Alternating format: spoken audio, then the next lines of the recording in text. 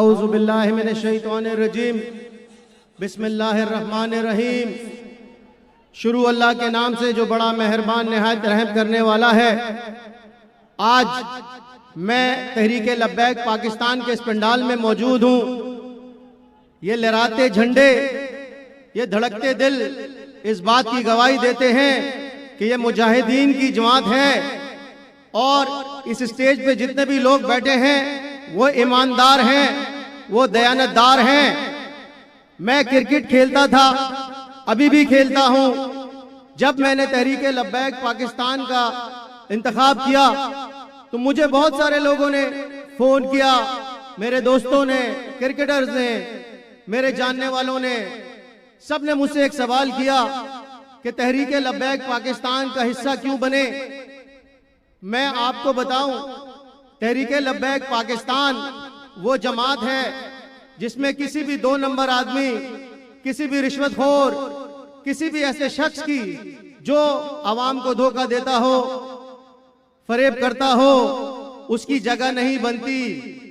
मैंने उनको ये जवाब दिया और मैंने उनसे ये भी कहा कि मैं मुजाहिदीन से प्यार करता हूं, मैं आलिमों से प्यार करता हूं, इसलिए मैं इस जमात का हिस्सा बनना चाहता हूं।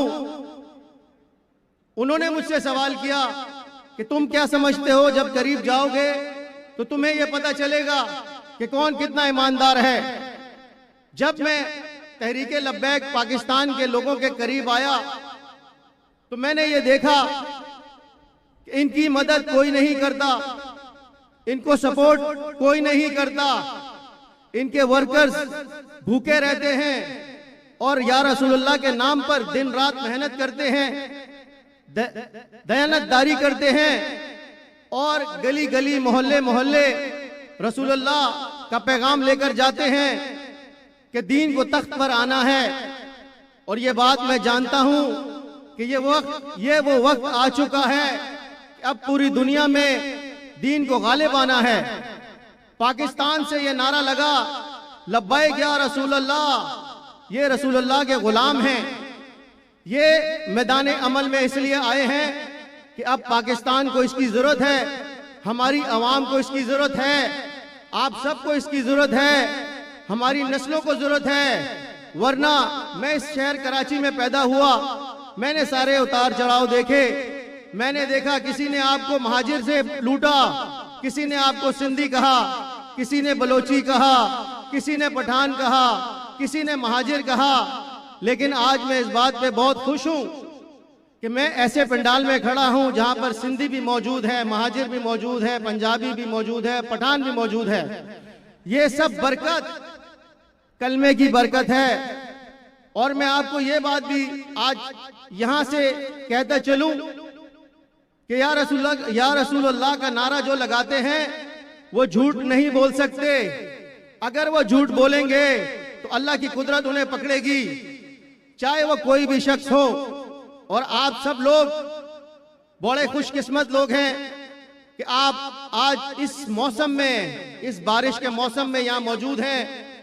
वरना मैं इस कैंपेन के सिलसिले में ऐसे पीरों के पास गया, सब लोग ऐसे मौलवियों के पास गया, ऐसे अल्लामाओं के पास गया जो मफाद परस्त थे, जो अपने आप को दीन की बात करने के लिए तो सामने लाते हैं, जब हक की बात आती है तो अपने मफाद के लिए वो साइड पर चले जाते हैं और वो ये कहते हैं कि हमें फलाना इजाजत देता है, फलाना हमें टेंट देता है, फलाने ने हमारे साथ ये किया, फलाना हमें इतने पैसे देता है।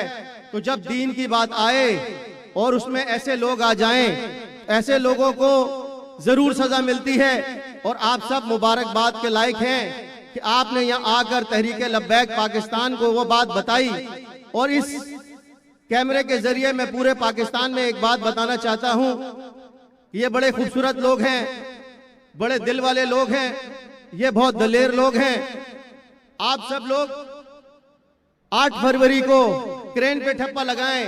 ये बात मैं सिर्फ कराची के लोगों के लिए नहीं कह रहा, पूरे पाकिस्तान के लोगों के लिए कह रहा हूं कि बाद में रोने से कोई फायदा नहीं होगा।